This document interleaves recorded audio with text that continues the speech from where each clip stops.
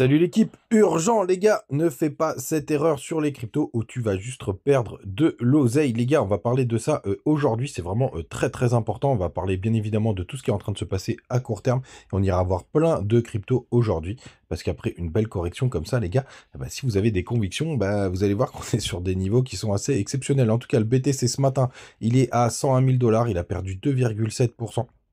On est juste en dessous des 2000 milliards de capitalisation, hein, vous le voyez juste ici.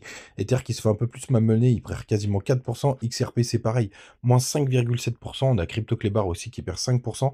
Link qui se fait défoncer, moins 10% tout pile ce matin. Bref, toutes les cryptos sont dans le rouge après cette belle correction. LTC, PP, pareil, on perd 10 à 11%. On a BGB, lui seul tout, il est pépère. Il prend 8,6% ce matin, tranquillou bilou. Pendant que tout le reste, AAV, CRO, ETC, ça perd entre 7 et 8%.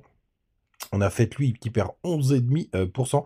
Et le 50e, c'est Phil qui perd 8%. On va aller juste jusqu'au 51e, jusqu'à ENA qui prend 6,7%. Je crois qu'il y a quand même un peu de hype puisqu'on l'a retrouvé dans les cryptos qu'a acheté Donald Trump. Les gars, du côté du daily du BTC, on démarre tout de suite. Alors, c'est pas le daily, mais bon, allez, comme ça, ce sera fait. On a été chercher, comme prévu, le gap CME après un nouveau plus haut. Donc, ça, c'est plutôt. Donc, ça, c'est réglé. On va repasser juste en daily. Hop. Donc, ça, c'est réglé. On peut le supprimer. On a même été tapé un petit peu plus bas. On va regarder juste ici. On a été chercher un support, hein. Vous savez que que je bouge pas mes trendlines, hein, pour le coup. On a été chercher un support aux 98 000 $. On le voit très très bien juste là, hop. Vous voyez, c'était le support de l'ancienne range, très exactement 98 791 $. Malheureusement, notre trendline, elle fait plus du tout son job là, elle est complètement partie en vrille. Mais ça, c'est pas grave, hein, puisque souvent vous avez un inversement de tendance quand on a suivi la tendance. Le biseau descendant, plutôt une mauvaise nouvelle, parce que là, soit on joue avec les mèches et on peut s'amuser ensemble, qui est juste là, hop, soit on joue avec les mèches et qu'on dit, bon, il y a encore un petit peu de jus, puisque vous voyez, on a été chercher des niveaux qui sont assez importants. Il faudrait juste qu'on réajuste juste là, hop. Soit on se dit que c'est tout simplement, on prend l'ancienne Vicure et que c'est tout simplement un pullback et qu'on pourrait aller à la cave. Donc on va voir bien évidemment ce que ça va donner. Il y a quelques indicateurs qui sont un petit peu relous. Vous voyez que c'était un très très bon support. Tiens, j'avais pas vu. On avait aussi le Power Low pour le coup qui nous fait un très bon office de support. Donc là, on a un triple support si on réajuste notre Falling Wedge, si on prend l'ancien range qui était juste là et notre BTC Power Low pour le coup. Désolé pour mon accent éclaté. C'est plutôt pas mal le rebond qu'on a fait juste ici. Alors, moi, ce qui me chiffonne, bien évidemment, c'est quand on regarde les autres indicateurs, on a une majorité de personnes qui sont en longue désormais. On le voit juste ici, là, 56%. Puis alors hier, c'était vraiment la débandade. Putain, c'est encore le cas ce matin. ETH, 81% de personnes qui sont en longue. Ça, je vous avoue que c'est une métrique qui est un petit peu relou pour notre ami ETH, très sincèrement. Alors, il y a eu pas mal de liquidations hier. Ça, c'est un peu plus encourageant parce qu'on se dit que, tout simplement, on a potentiellement nettoyé le train. Vous voyez là, c'était juste avant, mais il y avait 800 millions de liquidations, c'est complètement barjot. On est sorti de l'extrême grid, on est à 75, donc potentiellement une très bonne zone aussi d'après cet indicateur de rechargement, et on a des fundings qui sont hyper négatifs sur pas mal de cryptos. Donc ça aussi, c'est plutôt chouette. Vous voyez, là, la liste est hyper longue de funding négatif. Le XRP, il est carrément négatif, ce qui est très rare pour une crypto autant capitalisée. On a Missile Sol qui est à 0,024, Ether est toujours à 0,1, mais c'est quand même assez impressionnant. Pour le coup, les bitcoins sur les échanges, on est au plus bas historique, hein, 2,23 millions, c'est le plus bas historique, donc vraiment plein d'indicateurs. Donc qu'est-ce qui s'est passé hier? On va revenir rapidement sur la petite soirée. Donc je vous disais, ça c'était il y a à peu près 21 h, je vous disais que mes alertes étaient prosées, que je me prépare pour des positions, les taux d'intérêt US et FOMC à partir de 20 h. Donc j'étais quasi sûr qu'on allait chercher et combler le gap. Ça a été fait. Donc qu'est-ce qui s'est passé? Comme prévu, il y a eu 4,50, donc rien de bien méchant. Et comme prévu, alors je vous ai pas mis de tweet sur le sujet, mais c'était plutôt le FOMC qu'il fallait attendre pour voir ce qu'on allait dire. Et pour le coup, je pense que Jérôme Powell a réagi en disant qu'il pouvait pas acheter des bitcoins pour le coup. Donc je pense que ça fait un petit effet négatif sur le cours.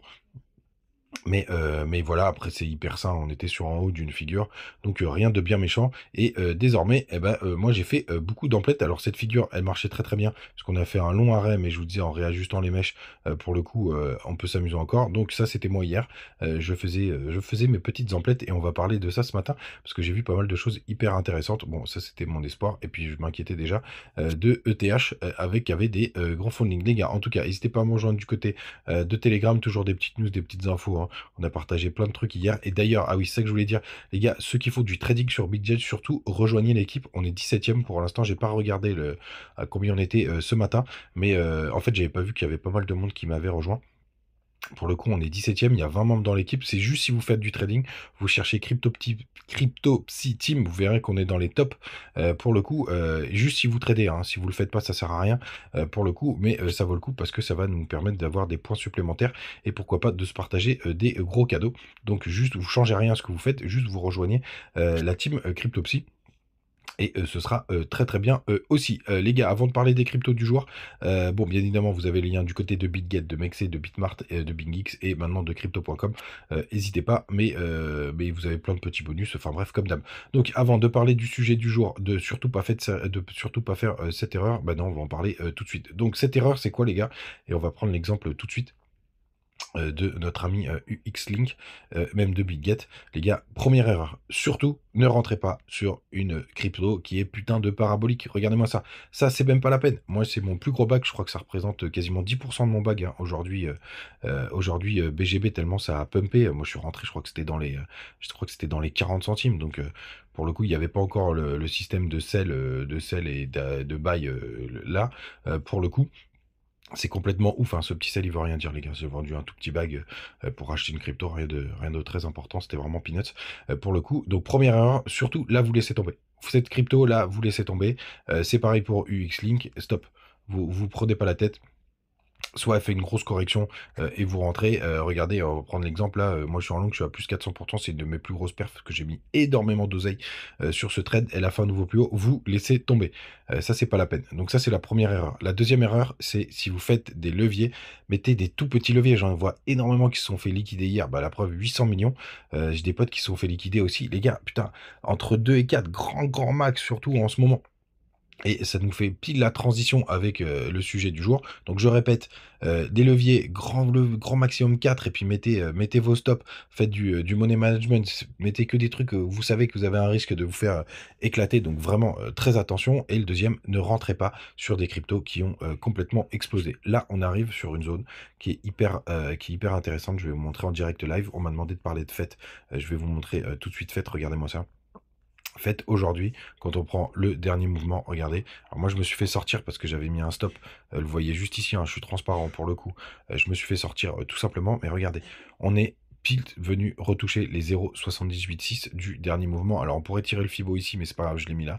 On est sur une zone qui est assez incroyable si vous croyez au fait, si vous croyez à plein de cryptos. Je vous le dis à chaque fois, les zones les plus exceptionnelles, c'est quand on vient de taper entre les 0,786 et les 0,618. On est en plein dessus sur fait. Alors bien évidemment, il y a quelques indicateurs, comme notamment le long short ratio qui est pas très rassurant pour le coup, mais on est sur des zones vraiment incroyables. Au minima pour du spot, pour du long terme. Regardez, on revient tester toute cette zone. On est venu retester ce petit W qui était ici. C'est vraiment exceptionnel et c'est pas la seule crypto qui est dans ce cas. AR, il est comment? Alors moi je suis un petit peu en négatif parce que je suis sorti et je suis re-rentré sur AR pour le coup, mais regardez, on revient tester cette structure d'épaule tête épaule inversée. On est pareil entre les 0,618 et les 0,786, pareil, une zone exceptionnelle. Pour revenir sur le deuxième truc dont je vous disais, ne rentrez pas sur des cryptos paraboliques. Regardez-moi ça. RSR. Regardez, il a rendu 50% de son pump entre les 0,618 et les 0,786. On est venu retester ce plus haut qui est juste là, ce pullback est juste magnifique. Alors ce qui est un peu emmerdant, c'est qu'RSR il a tellement pump qu'on pourrait aller chercher un petit peu plus bas pour le coup, mais on est quand même sur des zones exceptionnelles. Hein, vous voyez, on est en train de taper les 0,618. Il y a une multitude de cryptos qui sont comme ça. Pareil là, tu voyais hier, je me suis fait sortir de quick. Alors pour la petite astuce aussi, j'ai commencé à construire ma position. C'est que vers 4 heures du matin, il y a le marché asiatique qui arrive. Et alors pour le coup, ils étaient complètement bearish. Donc ils sont allés me chercher mes stop profit. Donc c'est des stop profit, j'insiste bien là-dessus. Ceux qui sont allés me chercher, c'est-à-dire que j'ai quand même gagné de l'oseille. Moins que prévu, mais gagné quand même. pour le coup. Et pareil, vous voyez, bon, on le voit pas très bien, mais on est sur les 0,618 juste là, sur Quick. Donc pareil, une zone assez exceptionnelle. Il y avait quoi d'autre? Bah, ils sont à peu près tous dans ce même niveau. Hier, je suis re-rentré sur Core. Regardez, là, je suis déjà à plus 30%. Il a rebondi direct, mais on est revenu chercher des zones, mais incroyable.